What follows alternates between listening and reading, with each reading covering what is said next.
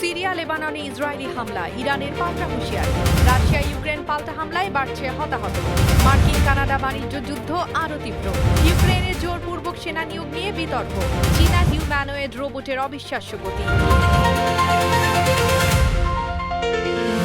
এবার বিস্তারিত। মধ্যপ্রাচ্যে একাধিক ফ্রন্টে নতুন করে উত্তেজনা বাড়ছে। সিরিয়ার রাজধানী দামেস্কের পশ্চিমে বেইত জিন্ন গ্রামের কাছে একটি গাড়িতে ড্রোন হামলা চালিয়েছে ইসরায়েল। ইসরায়েলি সামরিক বাহিনীর দাবি, তাদের সেনাদের জন্য তাৎক্ষণিক হুমকি তৈরি করা একজনকে লক্ষ্য করেই হামলাটি চালানো হয়। সিরিয়ার পররাষ্ট্র মন্ত্রণালয় জানিয়েছে, হামলায় বেসামরিক মানুষ আহত হয়েছেন। দামেস্ক এটিকে দেশের সার্বভৌমত্বের স্পষ্ট লঙ্ঘন হিসেবে নিন্দা জানিয়েছে। এর পাশাপাশি দক্ষিণ লেবাননেও যুদ্ধবিরতির মধ্যে ইসরায়েলি হামলা অব্যাহত রয়েছে। বিন্দ জোবেল সহ বিভিন্ন এলাকায় নতুন হামলার খবর এসেছে। অন্যদিকে যুক্তরাষ্ট্রের নতুন অর্থনৈতিক চাপের জবাবে আরও কঠোর হয়েছে ইরানের ভাষা। তেহরান বলছে, মার্কিন অর্থনৈতিক যুদ্ধে যেসব দেশ যোগ দেবে তাদের স্বার্থ লক্ষ্যবস্তু হতে পারে। ইরানের সুপ্রিম ন্যাশনাল সিকিউরিটি কাউন্সিলের সচিব মোহসেন রেজাই প্রতিবেশী দেশগুলোকে যুক্তরাষ্ট্রের অর্থনৈতিক অভিযানে যোগ না দেওয়ার আহ্বান জানিয়েছেন। এর মধ্যেই কূটনৈতিক তৎপরতাও বাড়ছে। পাকিস্তানের সেনাপ্রধান ফিল্ড মার্শাল আসিম মুনির সোমবার তেহরান সফর করবেন। ইরানের পররাষ্ট্র মন্ত্রণালয় বলছে, আঞ্চলিক শান্তি ও নিরাপত্তা জোরদারে পাকিস্তানের প্রচেষ্টার ধারাবাহিকতায় এই সফর।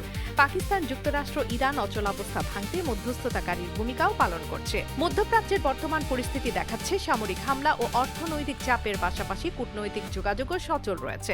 সিরিয়া ও লেবাননে ইসরায়েলি হামলা আঞ্চলিক উত্তেজনা ধরে রাখছে। একই সময়ে ইরান অর্থনৈতিক নিষেধাজ্ঞাকে নিজ সার্বভৌমত্ব ও নিরাপত্তার প্রশ্ন হিসেবেও দেখছে। সরাসরি ওয়াশিংটন তেহরান আলোচনা এগোতে না পারলে পাকিস্তানের মতো তৃতীয় পক্ষের মধ্যস্থতা আরও গুরুত্বপূর্ণ হয়ে উঠতে পারে। রাশিয়া ও ইউক্রেনের পাল্টাপাল্টি দূরপাল্লার হামলা আরও তীব্র হয়েছে। ইউক্রেনীয় ড্রোন হামলায় রাশিয়ায় বিভিন্ন অঞ্চল এবং রুশ নিয়ন্ত্রিত ইউক্রেনীয় ভূখণ্ডে অন্তত 10 জন নিহত হওয়ার খবর এসেছে। রাশিয়ার ইয়েস্ক এলাকায় হামলায় 2 শিশু সহ 3 জন নিহত হয়েছেন।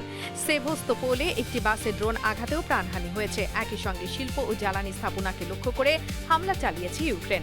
অন্যদিকে রুশ ড্রোন ও ক্ষেপণাস্ত্র হামলাও অব্যাহত রয়েছে ইউক্রেনে। এই পরিস্থিতিতে ফরাসি প্রেসিডেন্ট এমানুয়েল মাক্রো ইউক্রেনে বিমান প্রতিরক্ষা সরঞ্জাম এবং নতুন ইন্টারসেপ্টর মিসাইল সরবরাহ দ্রুত করার প্রতিশ্রুতি দিয়েছেন। যুদ্ধের বর্তমান পর্যায়ে দুই পক্ষই সম্মুখ সারির বাইরে লক্ষ্যবস্তুতে আঘাত বাড়াচ্ছে। তেল শোধনাগার, শিল্প স্থাপনা, শহর ও পরিবহন অবকাঠামো নিয়মিত লক্ষ্যবস্তুতে পরিণত হচ্ছে। ফলে শুধু নতুন অস্ত্র পাওয়াই নয়, ব্যবহৃত আকাশ প্রতিরক্ষা মিসাইল কত দ্রুত পুনরায় পূরণ করা যায় সেটি এখন ইউক্রেনের জন্য বড় কৌশলগত প্রশ্ন। উত্তর আমেরিকার দুই ঘনিষ্ঠ অংশীদার যুক্তরাষ্ট্র ও কানাডার বাণিজ্য বিরোধ এখন পূর্ণ পাল্টাপাল্টি শুল্কের দিকে যাচ্ছে। প্রায় $20 বিলিয়ন কানাডীয় পণ্যের উপর 50% শুল্ক কার্যকর করেছে ওয়াশিংটন। জবাবে কানাডার প্রধানমন্ত্রী মার্ক কার্নি ঘোষণা দিয়েছেন, 8 সেপ্টেম্বর থেকে মার্কিন পণ্যের উপর ডলার ফর ডলার পাল্টা শুল্ক বসানো হবে। লক্ষ্য পণ্যের মধ্যে থাকবে ইস্পাত, দুগ্ধজাত পণ্য, গৃহস্থালী সরঞ্জাম, কৃষি যন্ত্রপাতি, পাল্প, পেপার ও ইলেকট্রনিক্স। কার্নির অভিযোগ, শেষ মুহূর্তে যুক্তরাষ্ট্র এমন কিছু শর্ত দিয়েছিল যা কানাডার পক্ষে গ্রহণযোগ্য ছিল না। ওয়াশিংটন আপাতত নতুন আলোচনার পরিকল্পনা নেই বলে ইঙ্গিত দিয়েছে। যুক্তরাষ্ট্র ও কানাডার উৎপাদন ও সরবরাহ ব্যবস্থা এতটাই পরস্পর নির্ভর যে এই বাণিজ্য যুদ্ধের ক্ষতি এক পক্ষের মধ্যে সীমিত থাকবে না। কাঁচামাল ও যন্ত্রাংশের দাম বাড়লে ব্যবসার খরচ বাড়বে। শেষ পর্যন্ত তার প্রভাব পড়তে পারে ভোক্তার উপরও। দীর্ঘ যুদ্ধের মধ্যে ইউক্রেনের সেনা নিয়োগ প্রক্রিয়া ঘিরে নতুন করে ক্ষোভ বাড়ছে। আল জাজিরার প্রতিবেদনে বলা হয়েছে, কিছু ক্ষেত্রে পুরুষদের রাস্তায় আটক করে নিয়োগ কেন্দ্রে নিয়ে যাওয়ার অভিযোগ রয়েছে।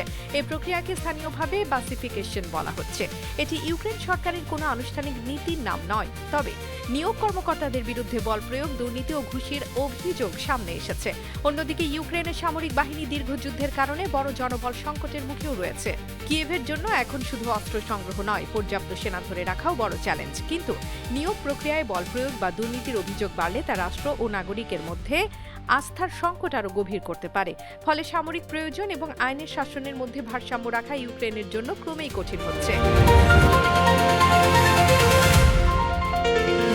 মিয়ানমারের সাগাইং অঞ্চলের একটি বৌদ্ধ মাঠে সামরিক বিমান হামলায় 14 জন নিহত এবং 20 জন আহত হয়েছেন বলে জানিয়েছে স্থানীয় বিরোধী সংগঠন।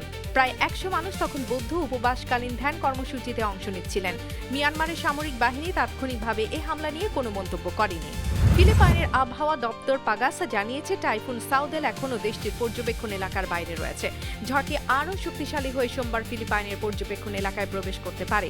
এর প্রভাবে মৌসুমী বায়ু শক্তিশালী হয়ে লুজনের বিভিন্ন এলাকায় ভারী বৃষ্টি, বন্যা বন্যা ও ভূমিধসের ঝুঁকি বাড়তে পারে। চলতি গ্রীষ্মের দাবানলে ইউরোপের বিভিন্ন এলাকায় প্রথম ও দ্বিতীয় বিশ্বযুদ্ধের অবিস্ফোরিত বোমা ও মাইন উন্মুক্ত হয়ে পড়ছে। আগুনের তাপে এসব বিস্ফোরক সক্রিয় হবার ঝুঁকিতে দমকল কর্মী ও স্থানীয় মানুষের নিরাপত্তা নিয়ে নতুন উদ্বেগ তৈরি হয়েছে। মধ্য আফ্রিকা প্রজাতন্ত্রের পশ্চিমাঞ্চলে একটি সোনার খনি ধসে শতাধিক মানুষের মৃত্যু হয়েছে। দুর্ঘটনার পর জাম বয়ে খনিটি বন্ধ করে দিয়েছে সরকার। কর্তৃপক্ষ বলছে সেখানে নিরাপত্তা বিধি ও প্রশাসনিক নির্দেশনা মানা হচ্ছিল না। বেজিংয়ের ওয়ার্ল্ড হিউম্যানয়েড রোবট গেমসে চীনের তিয়াংগং আলট্রা 100 মিটার দৌড় শেষ করেছে 9.39 সেকেন্ডে। মানুষের রেকর্ডধারী উসাইন বোল্টের সময় 9.58 সেকেন্ড। তবে এটি মানব অ্যাথলেটিক্সের আনুষ্ঠানিক বিশ্ব রেকর্ড নয়, বরং আলাদা রোবট প্রতিযোগিতায় অর্জিত সময়। এবার দেখে নেওয়া যাক আগামী 24 ঘন্টায় কোন বিষয়গুলোর দিকে নজর থাকবে। প্রথমত, আসিম মুনিরের তেহরান সফর। যুক্তরাষ্ট্র ইরান অচলাবস্থা ভাঙতে তিনি নতুন কোনো বার্তা নিয়ে যান কিনা সেটি গুরুত্বপূর্ণ। দ্বিতীয়ত, রাশিয়া ইউক্রেন আকাশ যুদ্ধ। ফরাসি প্রতিশ্রুত প্রতিরক্ষা সরঞ্জাম কত দ্রুত পৌঁছায় এবং পাল্টাপাল্টি ড্রোন হামলা আরও বাড়ে কিনা। তৃতীয়ত, যুক্তরাষ্ট্র কানাডা বাণিজ্য অবরোধ। 8 সেপ্টেম্বর পাল্টা শুল্ক কার্যকরের আগে নতুন আলোচনা শুরু হয় কিনা। চতুর্থত, ফিলিপাইনের টাইফুন সাউদেল। ঝড়টি আরও শক্তিশালী হয় কিনা এবং এর প্রভাবে লুজনের বন্যা ও ভূমিধসের ঝুঁকি কতটা বাড়ে। পঞ্চমত, মিয়ানমার। মঠে হামলার পর আন্তর্জাতিক চাপ বাড়ে কিনা এবং সামরিক সরকার কোনো আনুষ্ঠানিক ব্যাখ্যা দেয় কিনা। আজকের ঘটনাগুলো দেখাচ্ছে বর্তমান বিশ্বের সংঘাত ও শক্তির প্রতিযোগিতা শুধু সীমান্তে সীমাবদ্ধ নেই। মধ্যপ্রাচ্যে সামরিক হামলার পাশাপাশি চলছে অর্থনৈতিক চাপ ও কূটনৈতিক মধ্যস্থতা। ইউক্রেনে আকাশ যুদ্ধের পাশাপাশি সামনে এসেছে দীর্ঘযুদ্ধের আরেক সংকট, পর্যাপ্ত জনবল ধরে রাখা। উত্তর আমেরিকায় দীর্ঘদিনের ঘনিষ্ঠ মিত্ররাও এখন শুল্ক যুদ্ধে জড়াচ্ছে। আর মিয়ানমারের মঠ থেকে মধ্য আফ্রিকার খনি, ফিলিপাইনের টাইফুন থেকে বেইজিংয়ের রোবট ট্র্যাক, নিরাপত্তা, অর্থনীতি ও প্রযুক্তির নতুন বাস্তবতা একসঙ্গে সামনে আসছে। অর্থাৎ আগামী দিনের বিশ্ব ব্যবস্থা শুধু সামরিক শক্তি দিয়ে নির্ধারিত হবে না। অর্থনীতি, প্রযুক্তি, কূটনীতি এবং জন আস্থার লড়াইও হয়ে উঠবে সমান গুরুত্বপূর্ণ। আন্তর্জাতিক অঙ্গনের আলোচিত খবর, প্রেক্ষাপট ও বিশ্লেষণ নিয়ে আবার দেখা হবে। World insider Bangla views.